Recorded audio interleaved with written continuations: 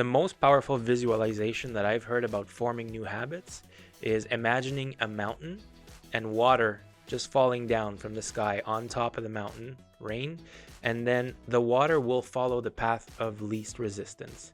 There might be some rivers carved down, the path of the side of that mountain. But if you want to form a new habit, you actually have to go in and dig a new trench to make it happen. And the longer you keep at it, the more wide, the more pronounced it becomes, and the easier it becomes to follow that path down the mountain.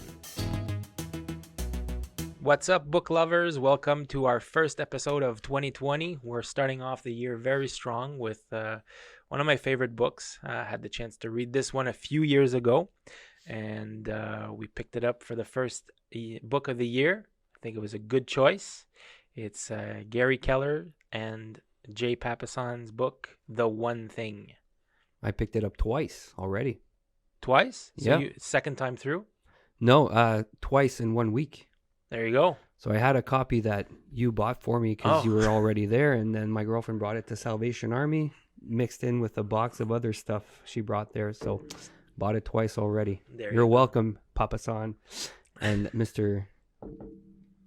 Keller. Yeah. And, I was going to say Williams. You're a welcome person that's going to pick up this awesome book at for sure. Salvation Army. Signed copy and all by myself.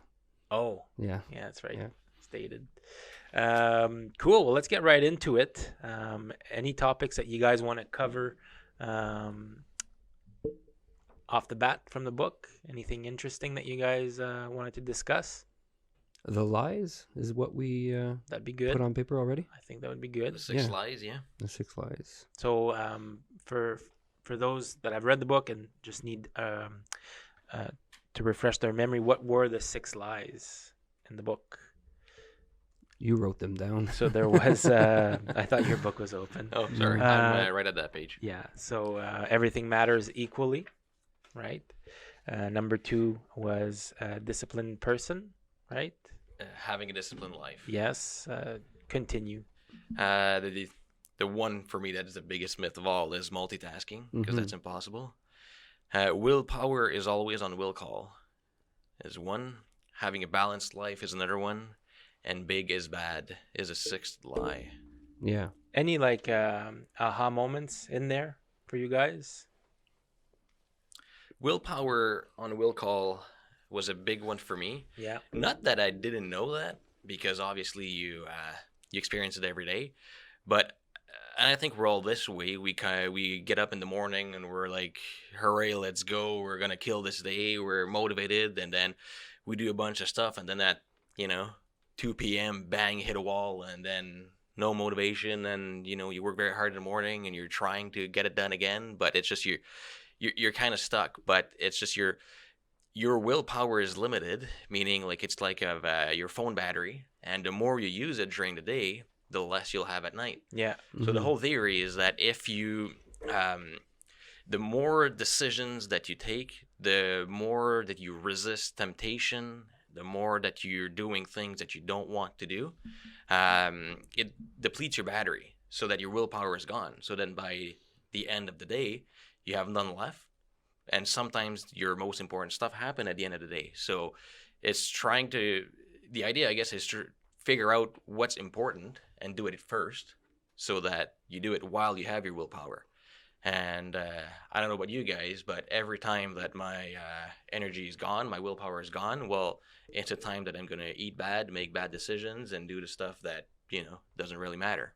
Yeah, that's so true. Yep. I can totally see myself driving home from an appointment, being hungry later in the afternoon and pulling into a fast food restaurant.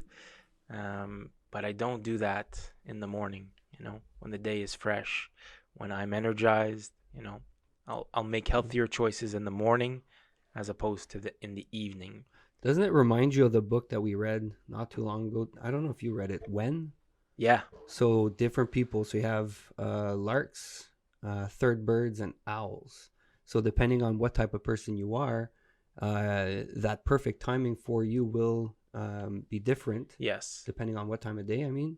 So for some, it's better in the morning to make big decisions or big tasks. For others, it's in the afternoon. Gary's definitely an advocate of the morning in this book. I think most of us are, right?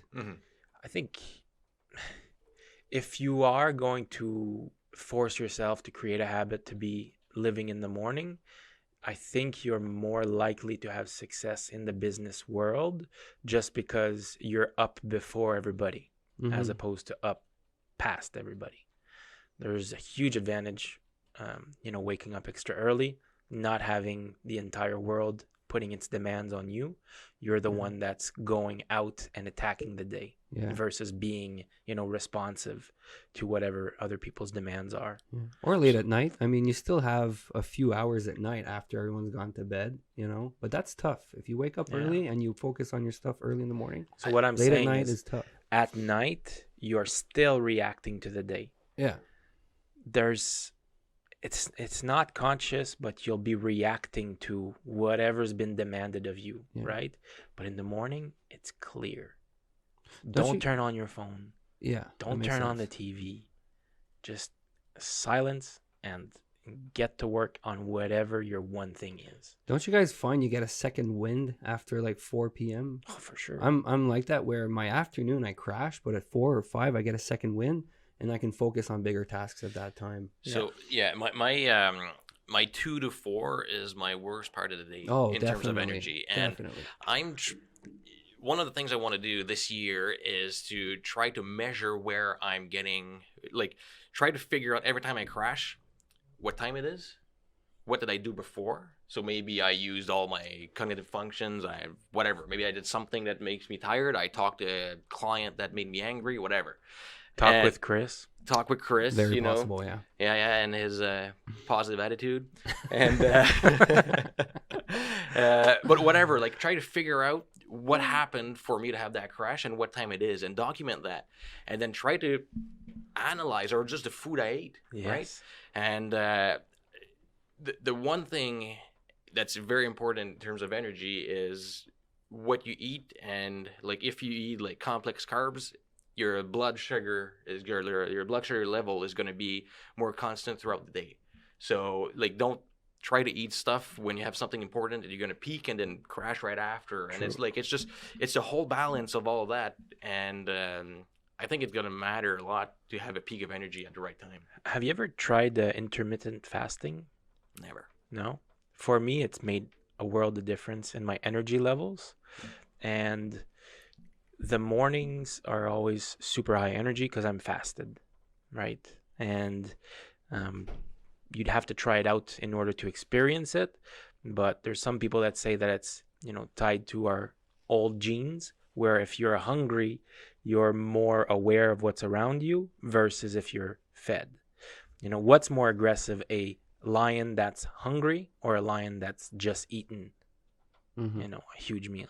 Yeah.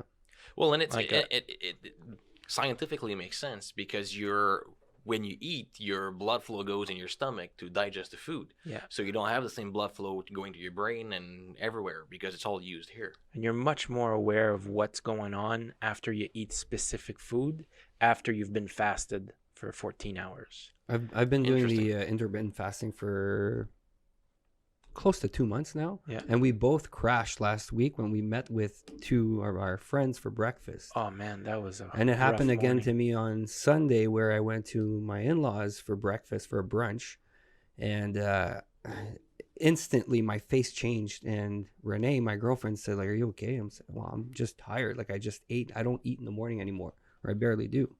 But I think it's important to break that fast though sometimes, just to break the habit so that your system doesn't get too accustomed to it. But man, what a difference. There's tons of, I've never done it, but there's tons of positive of intermittent fasting, and one of them is vitality and longevity. Yes. Apparently there've been some studies that you can live longer if you do that. I think your cells are not always on energy production mode, right? Well, they move to recovery. Yes. They move to protection. Yeah. Yeah. So it's good for longevity. That's interesting. You know what's not? Getting hit by a bus. Apparently that will kill you most of the time. Most of the Apparently. time. Getting hit by a bus. It's not good.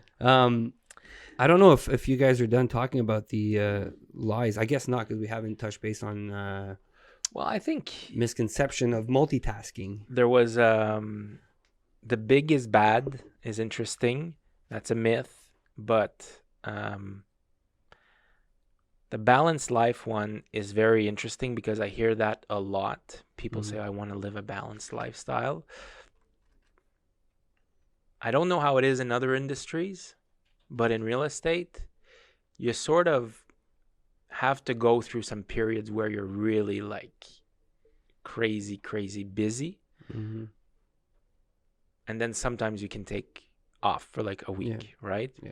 But like having that completely balanced lifestyle, I think it's impossible. Well, Brian Buffini had this theory that I loved, and he said that life is a balancing act. Yeah. So you're always going to be one-sided, but it's trying to go back to it to like it's exactly what you said. Yeah.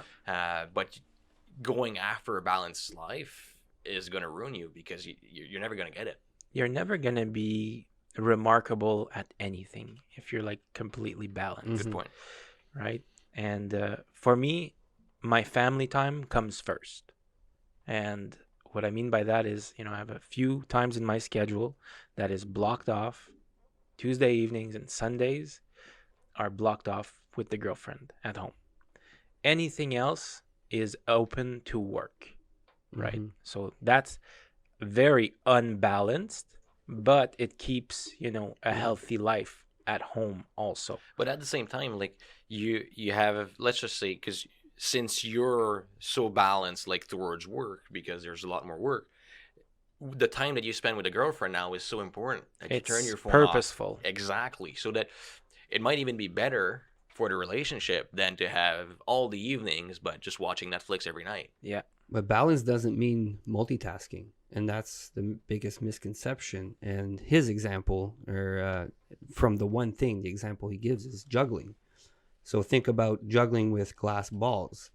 Life is a rubber ball. Work is a rubber ball that if you drop it, it can bounce back up. But like your life, your family, your well-being is a glass ball that if you drop it, it can get chipped or it can shatter.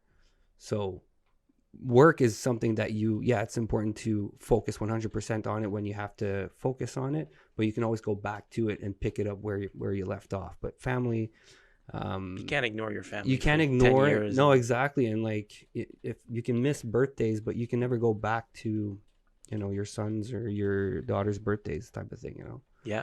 Glass balls. Yeah, no, that was a powerful visualization. Very good. Yeah. The one realization, like the one thing that I realized multitasking is 100% a myth is the Darren Hardy experiment. So I follow his, every morning he sends you a business email, and it's something about business just to get your day going, motivating you anyway. And one time he sends, it's a video that has an audio recording about a story and a writing about another story. And then that story, they're both different story at the same time. It's 30 seconds. And after the video, you're trying to figure out what those stories were, but you can't. It's impossible to have those stories because you can't multitask. You can't listen and read at the same time. It's impossible. Yeah. No, that makes a lot of sense. So it's funny you say that, because the only way that I can focus on reading these books and really diving into them is for me to listen to them while reading and taking notes. I'm not taking notes while listening to them, mind you. I pause it, then I take notes. But this morning I was finishing the book, reading and listening to it, and I wanted to make myself some coffee. So I was listening while making coffee, and I tuned out. But by reading and listening to it at the same time, multitasking, if you will, focusing on that one thing but two things at once, it does work. But it's also the same story, though. Exactly. Yeah, exactly. But I was trying to make myself some coffee while listening to the book, and I tuned out completely. I had to re-listen to it. Have you ever driven your car, gotten to where you're going, and then turned down the radio because you're looking for a specific address? All the time. Yeah. That would be a good example of, you need cognitive power. You need RAM, right? I thought that was just like part of getting old. Like you're looking for an address, you turn down the volume. Yeah. Well, the example he uses in the book is great, meaning like you can walk and talk on the phone at the same time Yes. because walking is not you don't need the cognitive function to do it.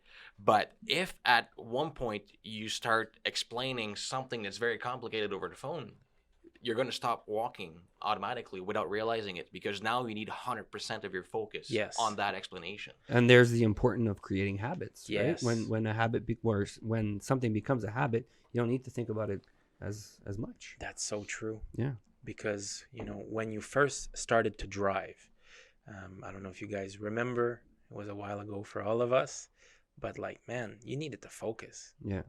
Turn signal, put the car in drive, you know, only drive with one foot. But now we all do it and it's automatic. Yeah.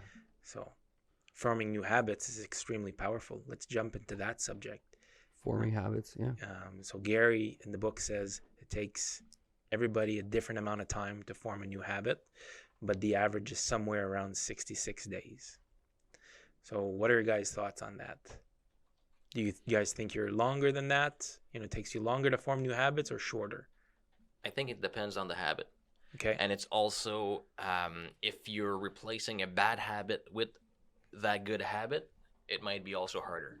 So let's talk about a good habit that or a bad one that you've taken off your plate.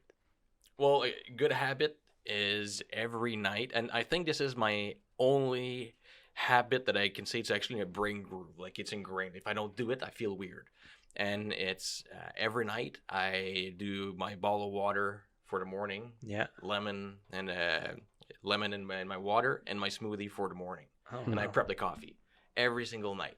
And I was trying to bookend my days, like Darren already says. Yeah. And so my evening routine had that. And this is the only one, and I've been on this for 3 years, that I know I do it every single day. And like, for example, during the holidays, I wasn't sleeping at home, so obviously I'm not doing it. And it felt weird. Like I went to bed and I was missing something. Yeah. And how cool is it that I don't even need to think? It's not even hard. It's not a hassle. It's not like, oh, I got to do my smoothie for the morning. No, it's easy. I just do it. Yeah. So I love that. So your day ends on that note, so you know you've accomplished what you had to accomplish, or you feel like you had that, you turned the page at the end of the day. Yeah. So I do that, and then I just go brush my teeth and go to bed. For me, it's making my bed in the morning.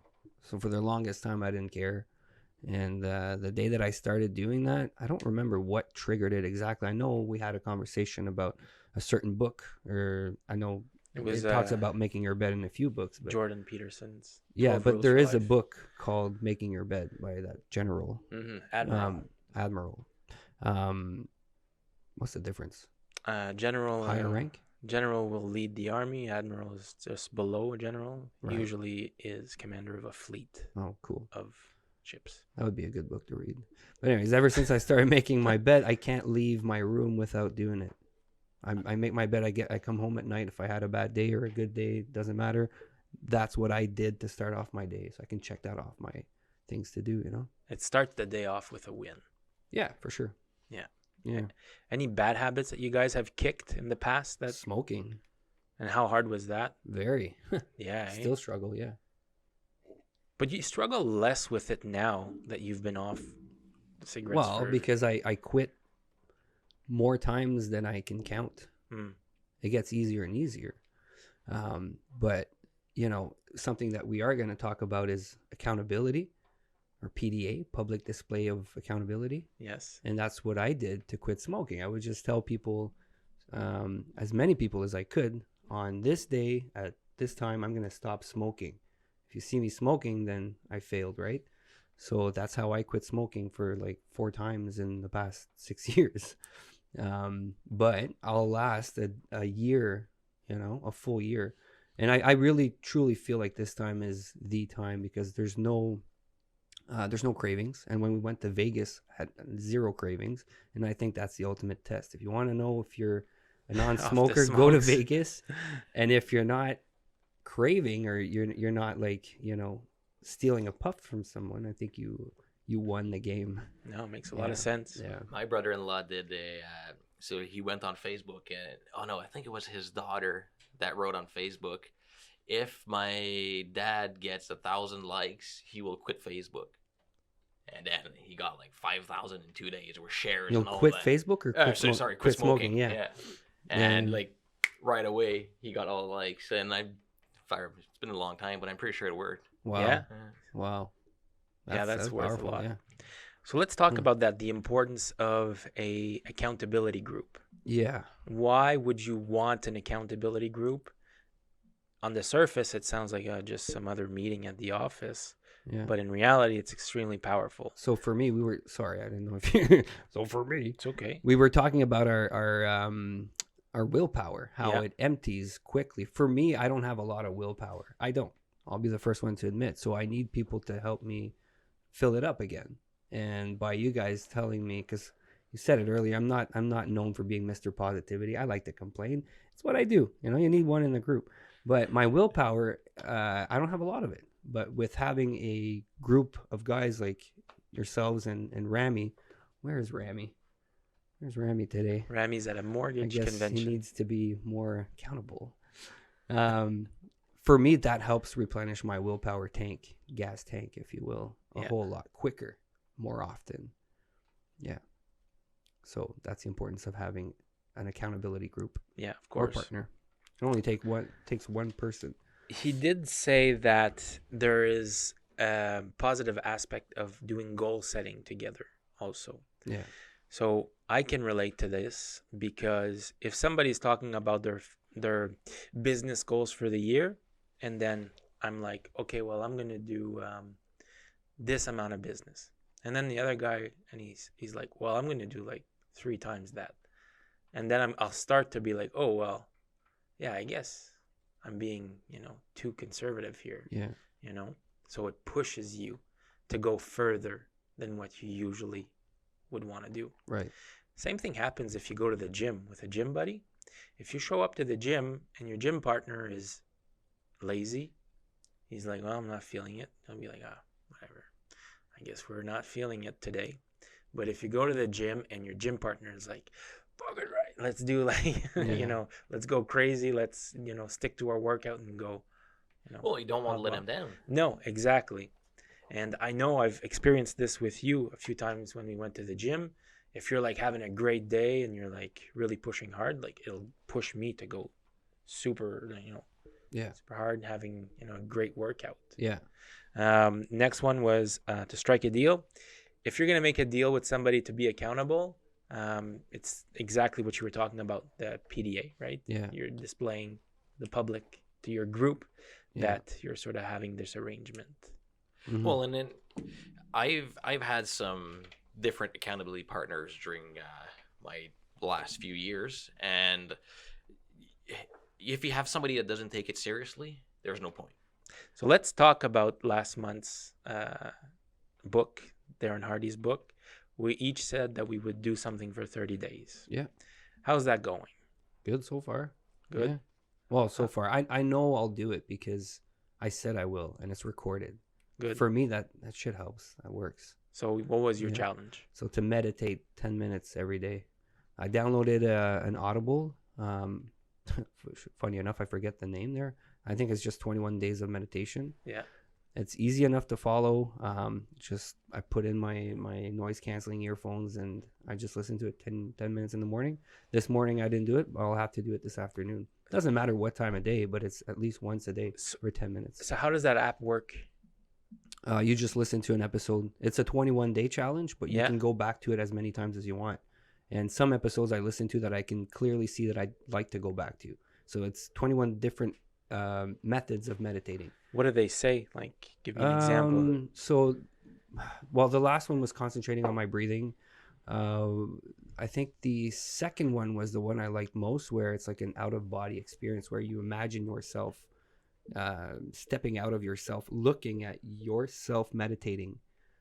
So it's just an exercise to, whenever you're in a situation where you're stressed, let's say, well, to get out of that situation, look at it from another perspective and analyze it from that other perspective. So for me, it's been very helpful. I find that my stress level has been going down. It's something that I wanted to visit for a while now, but I never did. So we talked about our dry January that I ditched after 4 days. I feel accomplished enough doing the meditation that I don't need to focus on something else. That's how much I like doing this right now. That's good. Yeah. You're focusing on that one thing. Yeah. Yeah. And now that you've been doing it for 9 days, do you think you're more likely to continue? I like to think so. Yeah. He talks about that in the book also, the Seinfeld method. Yeah. Meaning that, if you see on a calendar, oh, well, for 9 days straight, I've been doing this. Why would I want to break this chain? I'm a third of the way there. Yeah. Right. So those first initial mornings or days might be difficult, but the more you do the habit, the easier it becomes. And that's how you quit smoking too. That's how I quit smoking as well. Yeah. So I didn't check off any days on the calendar, but after 3 weeks, I would say, well, I can't smoke now. I don't want to have done these 3 weeks without smoking for nothing. How stupid is that? Well, and that's Val, my wife, did a 90-day running challenge this summer. And so every single day she had to run 2K or more. Wow. Could be 2 kilometers or it could be 20, it doesn't matter. And I think it was day 61 or something like that. We were camping, we're in the woods, we're on an island. Where is she going to run? She asked for a ride to the trail so that she can go run and then come back. We had to canoe her there, so because if it'd be on day 2, we're whatever, right? I'll start tomorrow again. But when you're on day 61, it hurts. You have to do it. Of course, it does hurt. But when it becomes a habit, it doesn't take much to fall back into it if you missed a day. So a good example is our friend Monica Weekly. She had a certain diet goal that she wanted to hit, but then she was going on a trip in, I think it was Africa. Don't remember where exactly to pinpoint it, but she was gone for a few weeks, and her fear was, am I going to be able to continue my diet that I've been doing? But because obviously you're in another country, you can't keep doing what you're used to doing here. But she was able to maintain her weight throughout those weeks because of all the work she did previously. So your habit will continue on, even if you take a week break. I think it's not a bad thing either, because your body's in shock, so it's easier to get back to it. Yeah. So creating that habit will help you go through those slumps. So if Val would have missed that day, I'm sure she would have ran 20 kilometers the next day. Well, yes, but she didn't want to break that chain. Well, because it was a Darren Hardy challenge, right? So she had to post on his Facebook every day after that. Yeah. And then so the way he did it is, I don't know how many people did it, but he chose somebody to go run on a beach with him after.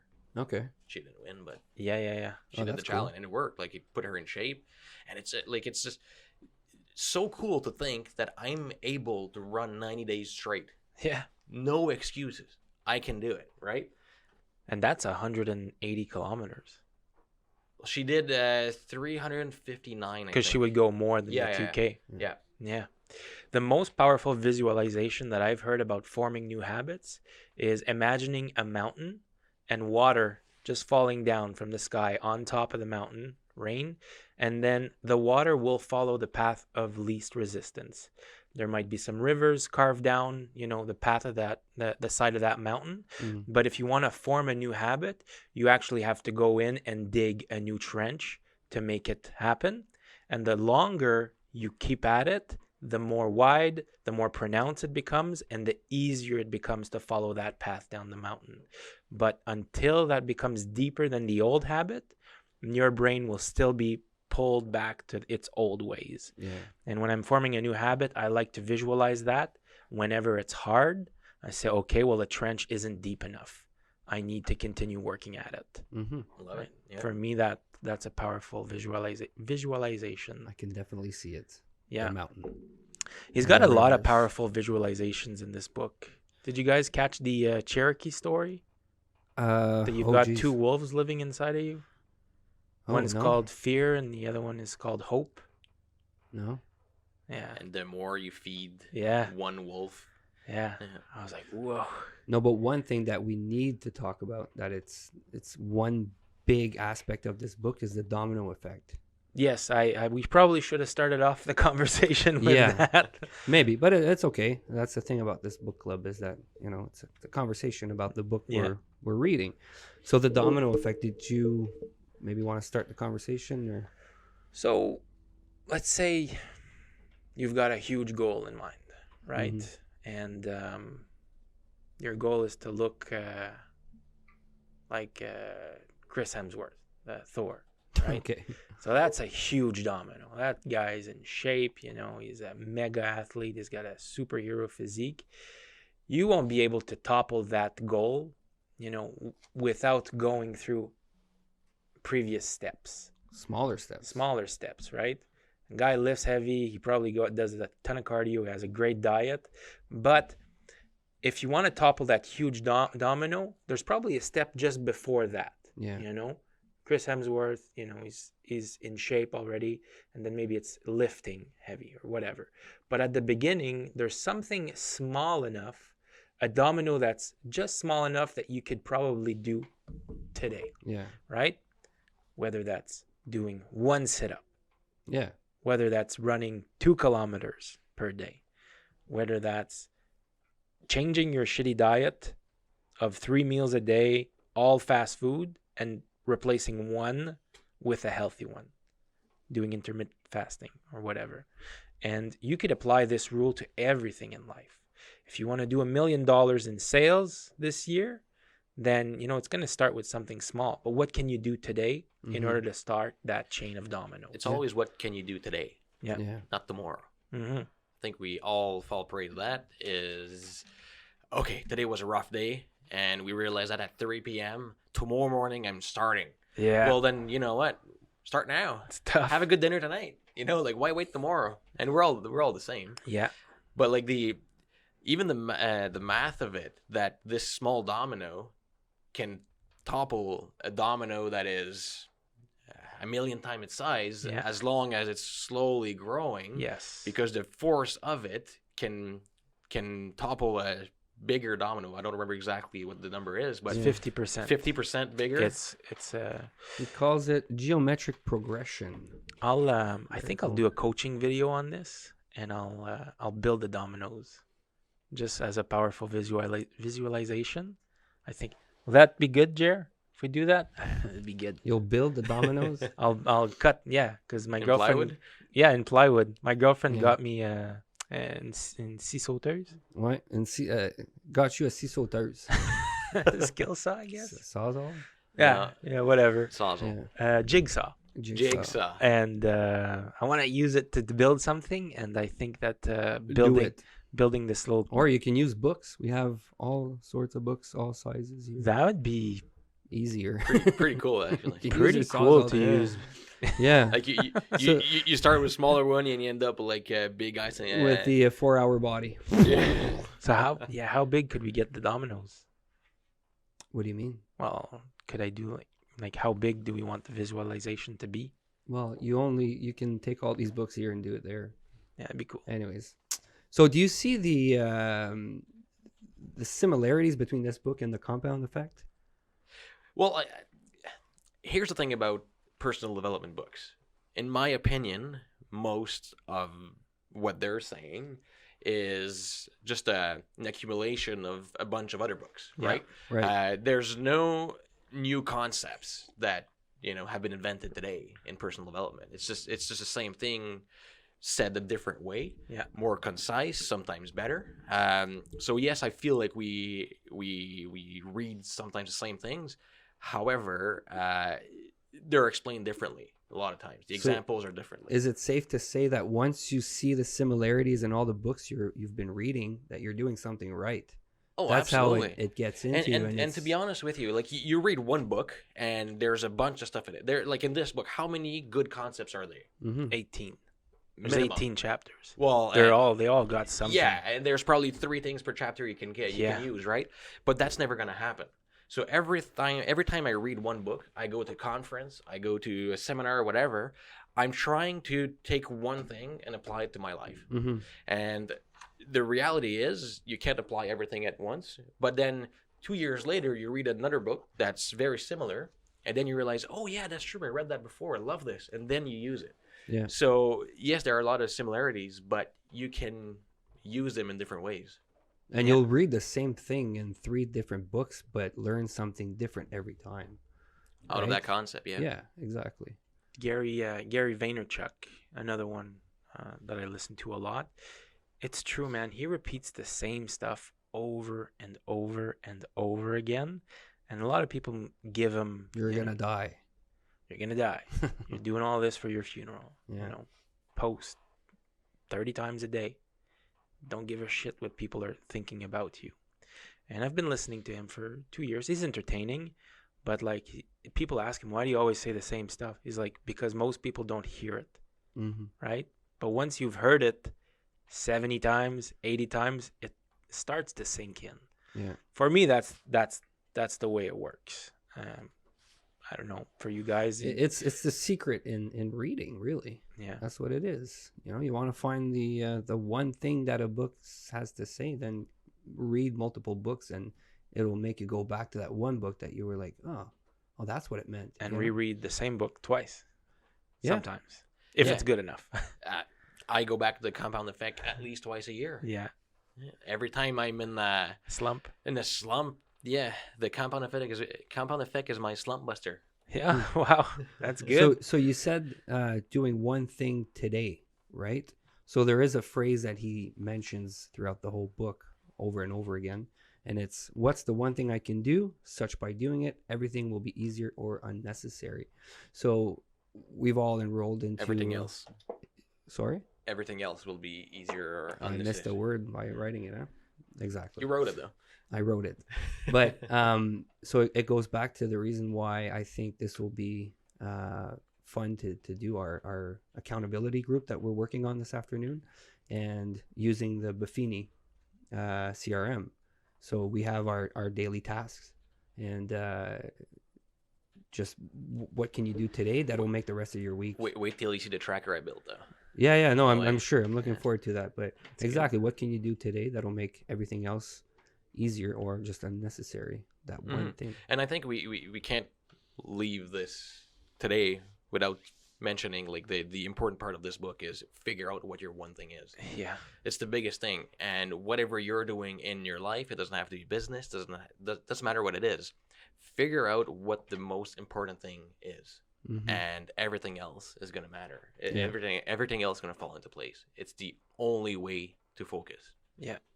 It's easy to have a good afternoon when you've done your good things, in the morning, or when you know that you've hit your one thing. Things have the tendency to fall into place. Yeah. When you take care of your one thing. Well, the easy way to see it is, let's just say you figure out what your one thing is, and if you do the same thing, like this thing takes you an hour and a half every day. Okay, it's, when you think about it, it's a lot of time in your week. But let's just say you start work at 9. Well, if you start with your one thing at 10:30, the most important part of your day is done, and you still have most of your day left to do whatever. Crazy. Right? Yeah.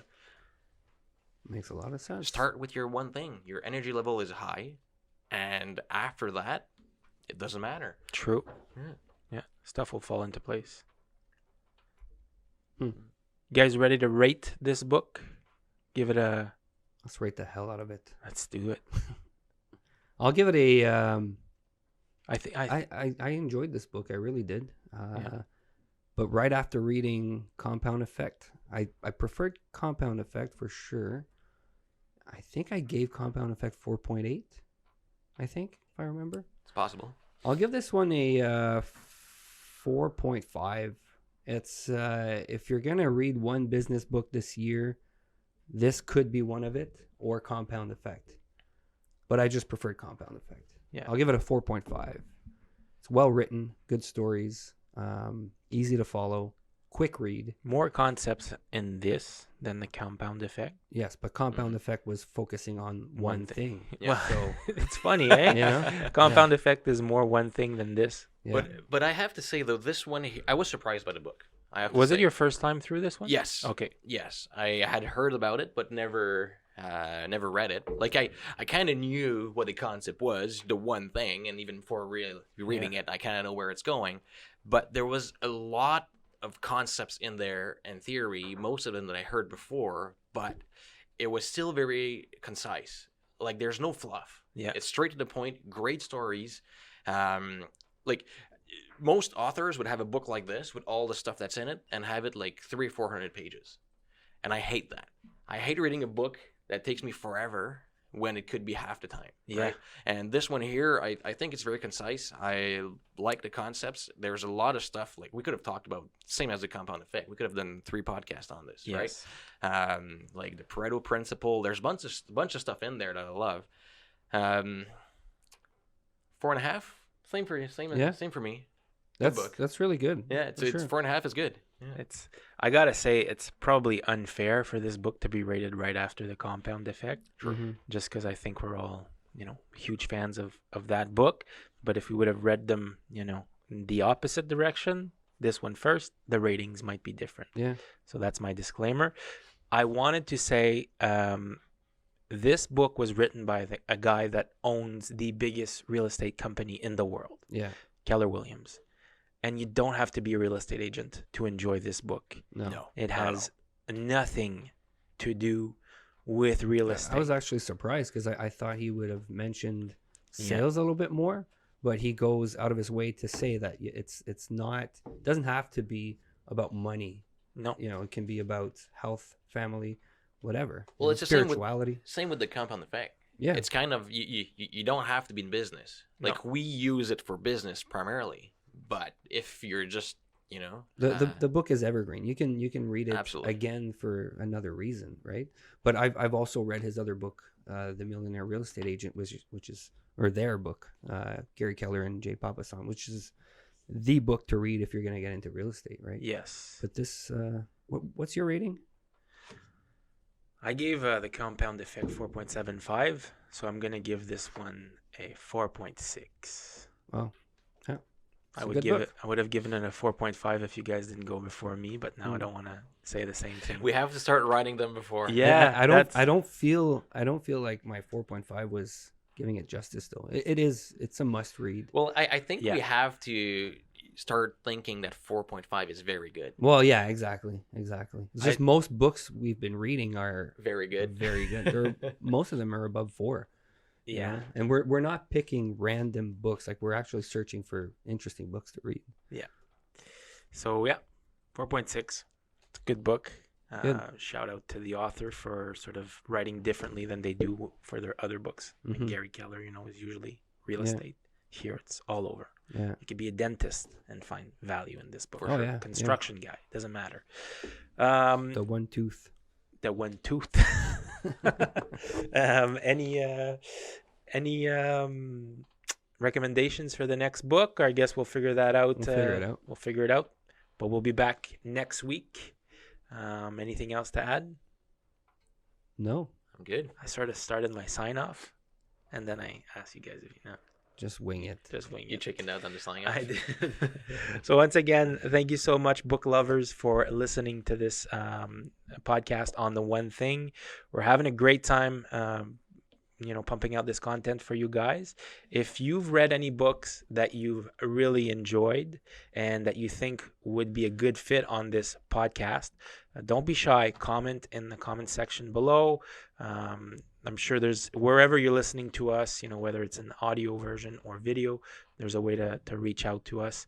Don't forget to subscribe to our YouTube channel or subscribe to iTunes. We're now available on audio format. And the biggest gift you could give us is give us a 5-star rating on the Apple platform. That would really help us out a lot. That's all for today. We'll see you next time. Ciao.